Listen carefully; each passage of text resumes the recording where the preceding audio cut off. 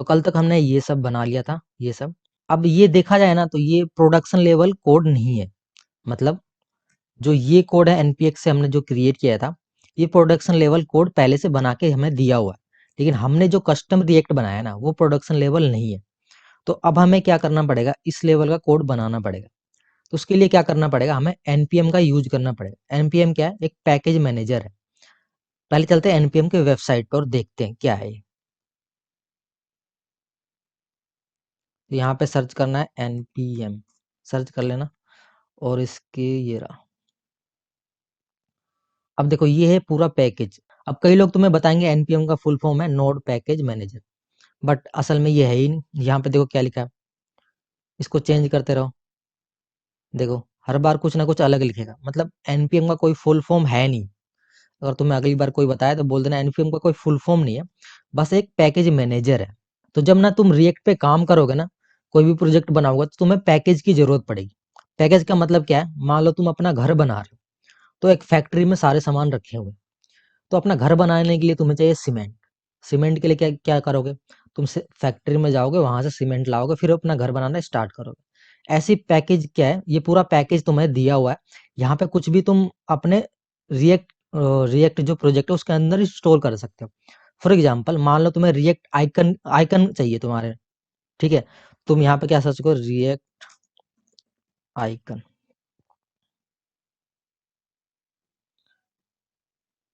अब देखो क्या बोल रहे हैं, इसको इंस्टॉल कैसे करना है, npm i react icon। अगर तुम ये कमांड चला दोगे तो तुम्हारे प्रोजेक्ट के अंदर आइकन आइकन इंस्टॉल हो जाएगा, फिर उस आइकन को तुम यूज कर सकते हो। ऐसे ही मान लो तुम्हें टेलविन तुम्हें सुना होगा, टेलविन का यूज करना है तो तुम्हें npm i इंस्टॉल। एक मिनट में टेलविन की वेबसाइट पे चलता हूँ, वहां दिखा देता हूँ तुम्हें। Get start. देखो यहाँ पे क्या लिखा है, npm install -d Tailwind css। यहाँ पे भी हम npm का यूज कर रहे हैं टेलविन को इंस्टॉल करने के लिए, ठीक है। अब हम बात कर लेते हैं npm और npx, दोनों में डिफरेंस क्या है, और ये इंटरव्यू का क्वेश्चन भी है, ठीक है। तो इसे अपने नोट्स में लिख लेना कि npm और npx में डिफरेंस क्या है, दोनों का क्या यूज है। तो npm क्या करता है, जो पैकेज पड़े हुए ना उनको पहले लोकली या फिर ग्लोबली तुम्हारे सिस्टम में इंस्टॉल करेगा, फिर तुम उसको यूज कर सकते हो। मतलब क्या है कि पहले इंस्टॉल होगा देन एग्जीक्यूट होगा, ठीक है। बट एनपीएक्स क्या है, एनपीएक्स जो पैकेज है ना उसको बिना इंस्टॉल किए तुम उसको यूज करते हो। npx is tool use to execute package without installation. Install करने की जरूरत ही नहीं है, डायरेक्ट तुम यूज कर सकते हो। अब मैं तुम्हें एक एग्जांपल लेके बताता हूँ। तो हम पहले क्या करते थे, पहले के जमाने में, मतलब 4-5 साल पहले क्या करते थे, पहले हम क्या करते थे, किसी भी वेबसाइट से हम सॉन्ग को डाउनलोड करते थे। वो सॉन्ग कहीं भी पड़ा हुआ है वहां से हम डाउनलोड किया अपने मोबाइल में, अपने मोबाइल में डाउनलोड करके उसके बाद क्या करते थे, हम सुनते थे। अब क्या होता है, वो सॉन्ग तो पड़ा हुआ है किसी भी ऐप या फिर वेबसाइट कहीं पे भी, हम डायरेक्ट उसे सुन सकते हैं। तो तुम एनपीएम और एनपीएक्स को क्या कर सकते हो, सॉन्ग से रिलेट रिलेट कर सकते हो। तो ये मेन डिफरेंस है। कभी भी तुम्हें कंफ्यूजन हो तो सॉन्ग से रिलेट कर देना कि भाई एनपीएम को पहले हमें डाउन मतलब अपने लोकल में इंस्टॉल करना पड़ता है, देन एग्जीक्यूट करते हैं। बट एनपीएक्स को हम डायरेक्टली एग्जीक्यूट कर सकते हैं, ठीक है। अब हमारे पास नेक्स्ट कंफ्यूजन रहता है कि भाई एनपीएम को कब यूज करें और एनपीएक्स को कब यूज करें। तो देखो किसी भी पैकेज को ना तुम बार बार यूज कर रहे हो ना अपने प्रोजेक्ट के अंदर, तो तुम एनपीएम का यूज करोगे, नहीं तो एनपीएक्स का। अब मैं दिखाता हूँ कैसे। तो देखो जब ना अपने प्रोजेक्ट में टेलविन का तुम्हें यूज करना हो, स्टाइलिंग करने के लिए वैसे यूज करते हैं, तो हम पहले क्या करते हैं, NPM install -d Tailwind CSS, क्योंकि हम बार बार इस टेलविन का यूज करेंगे। और दूसरी चीज क्या है, एनपीएक्स टेलविन इनिट। तो हम टेलविन सीएसएस का ना बार बार यूज करेंगे, लेकिन इसका ना हम एक ही बार यूज करेंगे। अब इसमें रिएक्ट जो है ना आइकन है, देखो इसका रिएक्ट आइकन का नाम बार बार यूज करेंगे, तो हम इसके लिए क्या करेंगे, एनपीएम आई रिएक्ट आइकन का यूज करेंगे। समझ गए बात। अब मैंने पहले एपिसोड में क्या किया था, एनपीएक्स का यूज करके रिएक्ट को क्रिएट किया था, है ना। तो क्या हम एनपीएम से भी कर सकते हैं, ये भी इंटरव्यू क्वेश्चन है भाई। तो पूछ सकते हैं कि भाई क्या एनपीएक्स तो हमेशा ही करते हैं, तो क्या हम एनपीएम से भी कर सकते हैं, हाँ कर सकते हैं। पहले क्या करना पड़ेगा, एनपीएम को पहले इंस्टॉल करना पड़ेगा, देन एग्जीक्यूट करना पड़ेगा। तो वो दिखाता हूँ वो कैसे करते हैं। तो एनपीएम से क्रिएट रिएक्ट को ऐप को इंस्टॉल करने के लिए तुम प्रॉम्प्ट में कमांड प्रॉम्प्ट को ओपन करो, और यहाँ पे लिखना पड़ेगा npm इंस्टॉल। देखो कई लोगों ना आई लिखेंगे यहाँ पे, तुम इंस्टॉल लिख सकते हो, कोई दिक्कत नहीं है, या फिर आई लिख दो, शॉर्ट फॉर्म है। तो install npm install create react app, create react app, और तुम्हें कहाँ करना है, ग्लोबल, मतलब पूरे सिस्टम के अंदर करना है ना तुम्हें। यहाँ पे लिख दो -हाइफन ग्लोबल और एंटर कर दो। तो ये क्या करेगा, तुम्हारे सिस्टम के अंदर, तुम्हारे लैपटॉप या फिर कंप्यूटर के अंदर पूरा ग्लोबली इंस्टॉल कर देगा तुम्हारे। अब देखो ये पैकेज ना तुम्हारे लैपटॉप के अंदर या फिर कंप्यूटर के अंदर इंस्टॉल हो गया। अब तुम कहीं पे भी जाओ, कहीं पे भी जाओ और कहीं भी फोल्डर बना लो। तुम मान लो यहीं पे मैंने बना लिया एक डेमो नाम का फोल्डर बना लेते हैं, ठीक है। इसको अपने उसमें खोलते हैं, ओपन करते हैं VS कोड में। अब तुम यहाँ पे मतलब npm ने अब किया क्या है, तुम्हारे ना वहाँ पे पैकेज को वहाँ से लेके आया और तुम्हारे सिस्टम के अंदर इंस्टॉल कर दिया। अब तुम्हें Ctrl+J करो और यहाँ पे क्रिएट रिएक्ट ऐप को इंस्टॉल करो।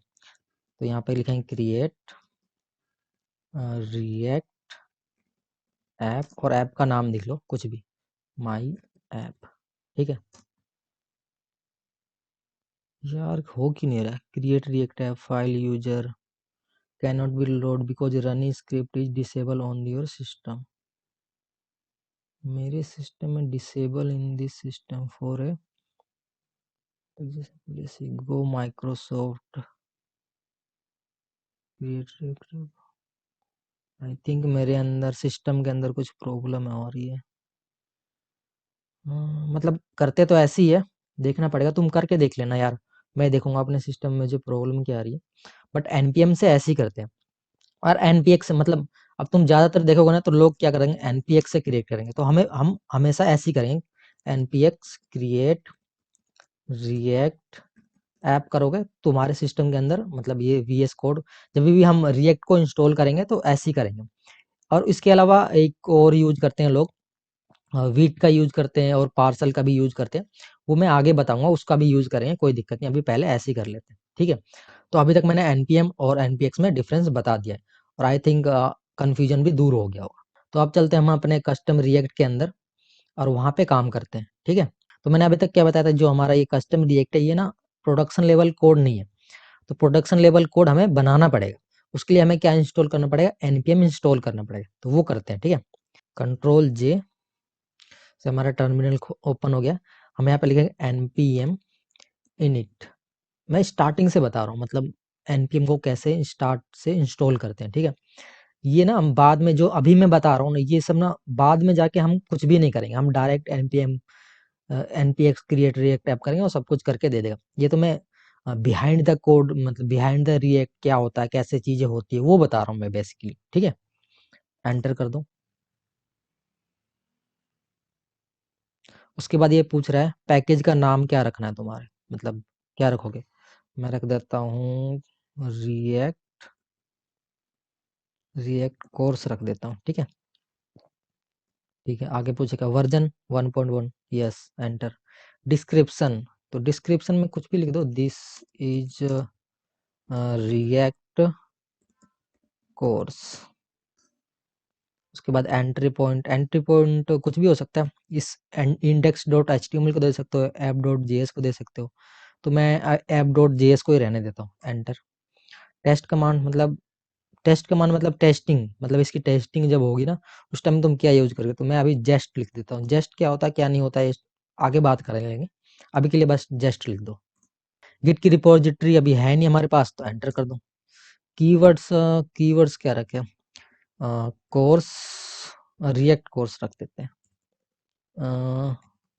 React course. और कीवर्ड्स मैक कोड कोर्स लिख दो। कीवर्ड कुछ भी लिख सकते हो यार, जैसे कीवर्ड से सर्च नहीं करते वैसे ही वो है कीवर्ड, ठीक है। ऑथर का नाम मैं हूँ भाई, मैक कोड रख दूंगा मैं तो, ठीक है। लाइसेंस एंटर कर दो, इज दिस ओके, यस। अब देखो यहाँ पे क्या आ गया, पैकेज डॉट जेसन फाइल, ये क्या चीज है। तो एक्चुअली में ना ये कॉन्फ़िगरेशन ऑफ npm है, मतलब एनपीएम का कॉन्फ़िगरेशन है। मान लो तुम लैपटॉप खरीदते हो तो भाई कॉन्फ़िगरेशन देखते देखते हो ना, लैपटॉप में रैम कितनी है उसकी, एसएसडी डला हुआ कि नहीं, क्या कॉन्फ़िगरेशन ही कहते हैं ना उसे। तो ऐसे ही ये एनपीएम का कॉन्फ़िगरेशन है देखो। और ये सब हमने नेम देखो हमने ही रखा है इसका, वर्जन कौन सा है, डिस्क्रिप्शन क्या है, मेन क्या है, स्क्रिप्ट, और ये पैकेज डॉट जेसन फाइल तुमने हमने जो मेन रिएक्ट है ना उसके अंदर मैं चलता हूँ, उसके अंदर देखते हैं। ये देखो यहाँ पे है ना पैकेज डॉट जेसन। तो मान लो इंटरव्यूअर तुमसे पूछेगा भाई पैकेज डॉट जेसन फाइल है क्या। जो नोड मॉड्यूल है ना, इस अभी नोड मॉड्यूल भी देखेंगे, तो इसके अंदर जो भी डिपेंडेंसी है ना वो इसके अंदर भी इंस्टॉल होते हैं। जैसे ये हो गया रिएक्ट डोम, अभी रिएक्ट डोम, रिएक्ट स्क्रिप्ट, वेब वाइटल। अभी हमने जेस्ट का यूज किया, जेस्ट का भी तुमने देखा होगा, ठीक है, टेस्टिंग के लिए वो भी होगा। तो हमारे अभी प्रोजेक्ट फाइल में ना अगर कंपेयर करें तो ये अभी छोटी सी चीज है, अभी हम इसमें और भी चीजें ऐड करेंगे, अभी तो छोटी सी चीज है। बट यहाँ पे देखो जो मेन रिएक्ट है ना उसके अंदर डिपेंडेंसी देखो, ये सारी डिपेंडेंसी इंस्टॉल कर दिए। फिर इंटरव्यूअर नेक्स्ट क्वेश्चन तुमसे पूछेगा कि भाई पैकेज डॉट जेसन और पैकेज लोक डॉट जेसन में डिफरेंस क्या है। तो अभी ये भी हम जब इंस्टॉल करेंगे तो फिर देखेंगे इसमें और इन दोनों में डिफरेंस क्या है। फिर हम नोड मॉड्यूल के बारे में जानेंगे। तो अभी चलते हैं अपने कस्टम प्रोजेक्ट के अंदर। अब मान लो इंटरव्यूअर ने ये पूछ दिया भाई आप पैकेज डॉट जेसन का यूज ही क्यों कर रहे हो, क्या यूज है इसका। तो सिंपल सी बात है कि हम ना रिएक्ट के अंदर ना बहुत सारे पैकेज को इंस्टॉल करते हैं और उसका कुछ ना कुछ वर्जन भी रहता है। तो एनपीएम क्या करता है, उस वर्जन को देखता है कि भाई तुम कौन सा वर्जन यूज कर रहे हो, और उस वर्जन को किसमें रखता है, पैकेज डॉट जेसन के अंदर। जैसे मैं बताता हूँ, अभी हम रियल रिएक्ट में चलते हैं। इसमें देखो यहाँ पे हम ना रिएक्ट का और रिएक्ट डोम का यूज कर रहे हैं। तो इसका वर्जन कौन सा है, देखो 18.2.0। इसका वर्जन क्या है, इसका वर्जन क्या है, इस वर्जन को किसके अंदर रखेगा, एनपीएम क्या करता है पैकेज डॉट जेसन के अंदर इसको वर्जन रखता है, भाई तुम कौन सा वर्जन यूज कर रहे हो। इसके बाद हम पैकेज लॉक डॉट जेसन के बारे में भी देखेंगे, बट अभी तो पैकेज डॉट जेसन के बारे में।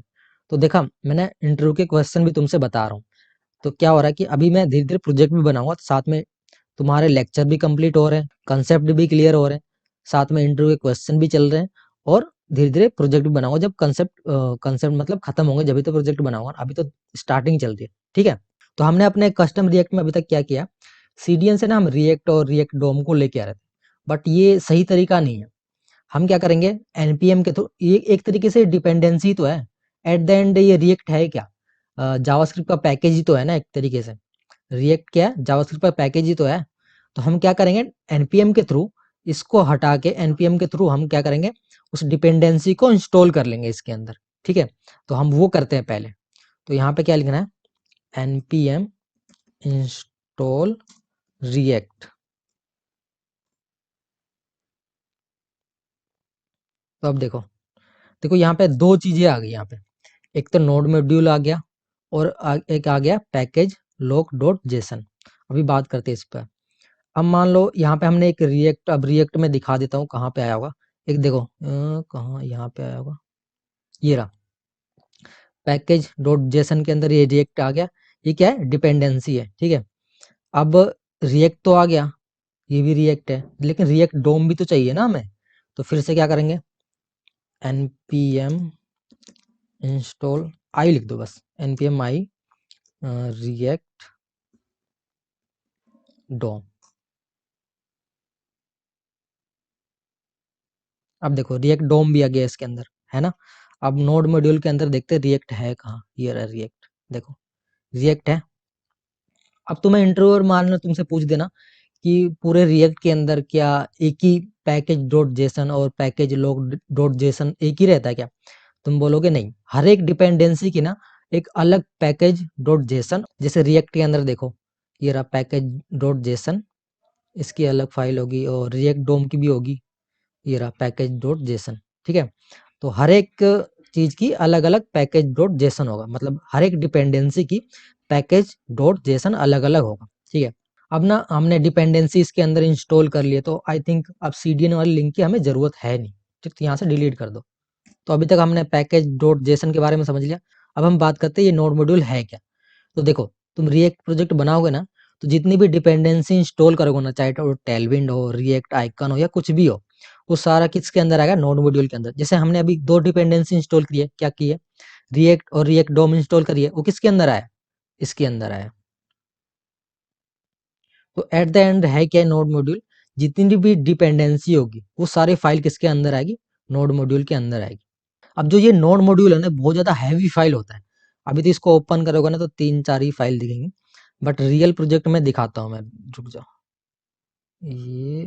ये रहा, इसको ओपन करो नोड मॉड्यूल को, देखो कितनी ज्यादा फाइल है, देख रहे हो, बहुत ज़्यादा, मतलब बहुत ज़्यादा डिपेंडेंसी सारी इंस्टॉल करके देता है जितनी भी चाहिए होंगी। तो अभी तो हमने अभी तक क्या किया, हमने बस 2 ही डिपेंडेंसी इंस्टॉल करी, एक रिएक्ट और रिएक्ट डोम, ठीक है ना, अपने प्रोजेक्ट में। तो ये नोड मॉड्यूल को ना हम प्रोडक्शन लेवल पे भेजते नहीं है, क्योंकि बहुत ज़्यादा हैवी फाइल हो जाता है। क्या काम करते हैं फिर, एक गिट इग्नोर का फाइल बनाते हैं, गिट गिट इग्नोर का एक फाइल बनाते हैं, और इसके अंदर क्या करते हैं, नोड मॉड्यूल को रख देते हैं, नोड मॉड्यूल। अभी मैं दिखाता हूँ, रुक जाओ, अपने रियल प्रोजेक्ट में चलते हैं, वहां पे भी होगा ये। ये है ना, हाँ यहाँ पे ये रहा गिट इग्नोर, देखो ये रहा, नोड मॉड्यूल लिखा है ना इसके अंदर भी। तो जो नोड मॉड्यूल है ना, हमें जरूरत नहीं होती, तो जो भी कुछ हमें जरूरत नहीं है प्रोडक्शन लेवल पर या फिर भेजने के लिए, तो उसको हम क्या करते हैं, गिट इग्नोर फाइल के अंदर रखते हैं, ठीक है। जैसे नोड मॉड्यूल हो गया, और भी बहुत सारी फाइल है, वो धीरे धीरे बात करेंगे अभी, ठीक है। तो अभी तक देखो, एक रियल प्रोजेक्ट के अंदर नोड मॉड्यूल है, वो हमने देख लिया, पैकेज डॉट जेसन है वो भी देख लिया, गिट इग्नोर है ये भी देख लिया, इंडेक्स इंडेक्स सीएस ये तो कोई चीज है नहीं, ये तो हमारे पास है ही। अब हमें देखना है पैकेज लॉक डॉट जेसन ये क्या है। अब एक बात और रहेगी, तो जैसे ना 18.2.0 लिखा हुआ है, ठीक है, लेकिन यहाँ पे ये क्या है, ये क्या है, इसे बोलते हैं क्रिएट, क्रिएट, और इसके आगे या तो ऐसा लिखा होगा, या फिर तुम्हें टिल्ड, कहाँ गया टिल्ड, या तो ऐसे लिखा होगा, ठीक है। तो इसका मतलब क्या है, इसका मतलब मान लें इंटरव्यूअर ने तुमसे पूछ लिया भाई इसका मतलब है क्या, तो अब देखो इसका मतलब ये है ना, कि मान लो ये वर्जन अपडेट होते रहते हैं, ठीक है। मान लो कल 18.2.1 आ गया, 18.2.5 आ गया, ऐसा कुछ आ गया, तो उसके लिए क्या करता है, ये वर्जन अपडेट करने के लिए मान लो इसलिए लगाया जाता है, ताकि ना नेक्स्ट टाइम तुम्हें 18.2.1 आ गया ना, तो ये अपने आप ये अपडेट कर दे। ये स्मॉल अपडेट के लिए, मान लो तुम्हारे अपडेट बड़ा आया है, यहाँ पे 18 की जगह 20 हो गया, तो 20 के लिए क्या रहेगा, यहाँ पे अपडेट के लिए ये रहेगा। लेकिन ज्यादातर हमारे पास क्या रहेगा, ये क्रिएट क्रिएट रहेगा, इसे क्रिएट ही बोलते हैं ना, हाँ ठीक, क्रिएट रहे, क्यों, क्योंकि भाई हमें जब बिग अपडेट आता है ना, तो भाई तुम बिग अपडेट कर दोगे तो तुमने कुछ और लिखा होगा, वहां कुछ अपडेट आ गया, तो काफी ज्यादा चेंजेस हो जाते हैं। इसलिए तुमने हर जगह ये टिल्ड क्रिएट ही देखा होगा हमेशा, तो इसका मतलब ये होता है मेनली, ठीक है। अब बात करते हैं ये पैकेज लॉक डॉट जेसन, ये क्या है भाई, पैकेज डॉट जेसन, इससे काम नहीं चल रहा था क्या। तो देखो, जो ऑल दी डिपेंडेंसी है ना, जितनी भी डिपेंडेंसी है वो इसके अंदर होती है। जैसे मान लो ये पैकेट डॉट जेसन है ना, ये 2 डिपेंडेंसी है इसके अंदर, इसके अंदर भी दिखाता हूँ तुम्हें, कहाँ होगी, रिएक्ट डोम ये रहा, है ना। सो जितने भी डिपेंडेंसी होती है ना नोड मॉड्यूल के अंदर, वो सारे किसके अंदर होते हैं, पैकेज लॉक डॉट जेसन। तो इसकी जरूरत ही क्या पड़ी, डिपेंडेंसी तो इसके अंदर भी है भाई, इसकी क्या जरूरत पड़ी। तो एक एग्जांपल देके बताता हूँ मैं तुम्हें, ठीक है। तो मान लो ये सारा मैंने कोड लिखा ना, और मैं ऑफिस में काम कर रहा हूँ, तो इस कोड पे और भी तो कोई काम करता होगा ना, जरूरी थोड़ी एक ही पे मैं काम करूंगा। तो मैं क्या करूंगा, ऑफिस में कैसा होता है, जैसे यहाँ पे एक गिट पे हम अपलोड कर देते हैं, ठीक है। तो मैंने इस फाइल को, जो जो भी मैंने कोड लिखा है ना, ये रहा हमारा गिट, ठीक है। मैं ये हूँ A1 मान लो मुझे, मैंने क्या किया, मेरा काम हो गया खत्म, मैंने इसको कर दिया यहाँ पे अपलोड, ठीक है। फिर दूसरा कोई आया A2 मान लो ऑफिस के अंदर, उसको और चेंजेस करने हैं, उसने क्या किया, इस रेपो को, जो भी रेपो बोलते हैं इसको, इस रेपो को ना उसने क्या किया, अपने सिस्टम के अंदर क्लोन कर लिया, और उस पे काम करने लगा। जब मैंने मतलब 6 महीने पहले मैंने करा हुआ ये काम, तो जब मैंने किया था, जब उसका मैं मान लो रिएक्ट का वर्जन कौन सा था, रिएक्ट का वर्जन था मेरा, ये रहा रिएक्ट का वर्जन, और रिएक्ट का वर्जन कौन सा था, 18.2.0। तो मेरा रिएक्ट का वर्जन था 18.2.0, 0। और 6 महीने बाद इसने क्लोन करके देखा तो रिएक्ट का अपडेट हो गया भाई, अपडेट हो गया 2.4 हो गया मान लो। और ये अपडेट कैसे होता है, ये अपडेट क्यों होता है, क्योंकि ये जो कैरेट सिंबल है ना, इससे जो भी माइनर अपडेट होते हैं ना, वो इससे अपडेट होता है, ठीक है। तो इसकी बात, ये तो काम करेगा अच्छे से, चलो काम कर रहा है, लेकिन जब मैं क्लोन करूंगा अब दोबारा, तो भाई मेरे पास तो वर्जन यही है ना, इस वाले वर्जन पे काम करूंगा तो सही से मैं काम नहीं कर पाऊंगा। तो ये पैकेज डॉट लोक डॉट जेसन क्या काम करता है, जो ये वर्जन है और जो ये वर्जन है, मतलब दोनों, ये दो यूजर है ना, हम दो यूजर हैं, तो दोनों यूजर का क्या करता है, वो सेम जो होता है ना, जो वर्जन रहता है वो उसको सेम करके रखता है। मतलब 18.2.0 है तो 18.2.0 ही रखेगा। तो पैकेज लॉक डॉट जेसन क्या करता है कि जो भी डिपेंडेंसी है ना, उस उनका वर्जन वो सेम करके रखेगा, चाहे मैं यूज कर रहा हूँ चाहे कोई और यूज कर रहा हो 6 महीने बाद। तो इन दोनों यूजर का जो भी वर्जन होगा ना, उनको ये पैकेज लॉक डॉट जेसन ये सेम कर रखेगा, ताकि दोनों सही से काम कर सके। तो ये है मेन काम, समझ गए। अभी मैं एक चीज और बताता हूँ, जैसे ये ऐप डॉट जेएस के अंदर ना, ये रिएक्ट है और ये रिएक्ट डोम है, ये आ कहाँ से रहा है, पहले कहाँ से आ रहा था, ये भाई आ रहा था सीडीएन से, सीडीएन के थ्रू आ रहा था, लेकिन अभी तो कहीं से नहीं आ रहा। तो एक ये आएगा कहाँ से, हम इंपोर्ट कहाँ से करेंगे, देखो इंपोर्ट रिएक्ट फ्रॉम रिएक्ट, ये कहाँ से आया, इंपोर्ट रिएक्ट, ये आया नोड मॉड्यूल के अंदर से, नोड मॉड्यूल में जाओगे तो रिएक्ट होगा इसके अंदर, देखो डिपेंडेंसी है ना, यहाँ से रिएक्ट आ रहा है। अब ऐसे रिएक्ट डोम भी आना चाहिए, यहाँ पे इंपोर्ट करना पड़ेगा, import React DOM from React, देखो आ गया ना रिएक्ट डोम के, तो ये रिएक्ट और रिएक्ट डोम आ गया। तो ऐसे ही ना हर हमेशा तुम इंपोर्ट रिएक्ट करोगे ही करोगे। मैं दिखाता हूँ तुम्हें रियल प्रोजेक्ट के अंदर, ये है ना, हाँ यहाँ पे देखो इंपोर्ट रेंडर स्क्रीन आएगा। इंपोर्ट और एक्सपोर्ट क्या होता है मैं बताऊंगा डिटेल्स में, इंडेक्स में देख के देखते हैं, होगा इंपोर्ट तो ये रहा, देखो import React from React, import React DOM from React DOM client, है ना। मैंने यहाँ गलती से रिएक्ट डोम आएगा यहाँ से, तो वैसे तो डोम, हाँ यहाँ पर रिएक्ट डोम आएगा, ठीक है। तो रिएक्ट डोम और रिएक्ट ये आ कहाँ से रहा है, नोड मॉड्यूल के अंदर से आ रहा है, ठीक है। तो हमेशा हमें तुम कोई भी कंपोनेंट बनाओगे, कंपोनेंट कैसे बनाते हैं, यहाँ पर राइट क्लिक न्यू फाइल, यहाँ पे मान लो होम डॉट जेएस लिख दिया मैंने, ठीक है। इसके अंदर मैं शॉर्टकट में लिख रहा हूँ, बाद में बताऊंगा तुम्हें। तो मैंने देखो यहाँ पे आ गया ना अपने आप, इंपोर्ट रिएक्ट फ्रॉम रिएक्ट। अब ये इंपोर्ट क्या है, ये एक्सपोर्ट क्या है, ये मैं डिटेल्स में बताऊंगा जब हम ये फाइल स्ट्रक्चर के बारे में अच्छे से पढ़ेंगे, ठीक है। अभी के लिए तो इतना ही बहुत है। तो मैंने almost React behind the scene कैसे काम करता है मैंने बता दिया, और ऑलमोस्ट मैंने ये फोल्डर क्या क्या है क्या नहीं है। अब तुम बोलोगे ये पब्लिक फोल्डर है, एसआरसी फोल्डर है, ये कुछ है थोड़ी ना, फोल्डर है, फोल्डर के अंदर तो लो मैं बना दूंगा इसके अंदर, इसके अंदर नहीं है ना, यहाँ पे बना देते हैं पब्लिक फोल्डर, लो एक पब्लिक फोल्डर बनाते हैं, पब पब्लिक फोल्डर बना दिया। अब एसआरसी फोल्डर चाहिए, लो एसआरसी फोल्डर बना देते हैं, एसआरसी, ठीक है। बस इस पब्लिक के अंदर क्या है, पब्लिक के अंदर देख लेते हैं क्या है भाई, इस पब्लिक के अंदर क्या है इनके, index dot H T M L है, ठीक है। Index dot H T M L को उठाओ, इसके अंदर डाल दो, मूव कर दो भाई, ठीक है। तुम कहोगे S R C, S R C कहाँ गया, एस आर सी के अंदर ऐप डॉट जे एस, लो भाई S R C app dot J S, ये रहा, इसको इसके अंदर डाल दो, मूव कर दो, हो गया ना। पब्लिक फोल्डर भी बन गया, एस आर सी फोल्डर भी बन गया, तुम्हारा कुछ है थोड़ी ना इसके अंदर। इसको पब्लिक फोल्डर में index dot H T M L मैंने बता दिया, ये लोगो वगैरह है तो कुछ काम नहीं, फोटो वगैरह डाल रखा है, फेविकॉन।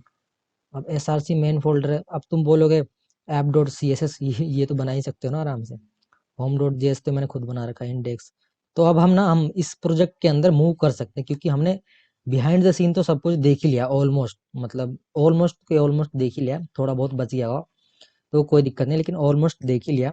अब इस प्रोजेक्ट पे हम काम करेंगे नेक्स्ट एपिसोड से, एंड मैं इस फोल्डर स्ट्रक्चर में जो भी मतलब कुछ तो मैंने बता दिया, और कुछ रह गए हैं तो नेक्स्ट एपिसोड में बताएंगे, और इस पे काम करना अब स्टार्ट करेंगे। तो आज के लिए इतना ही, अब मिलते हैं नेक्स्ट एपिसोड में।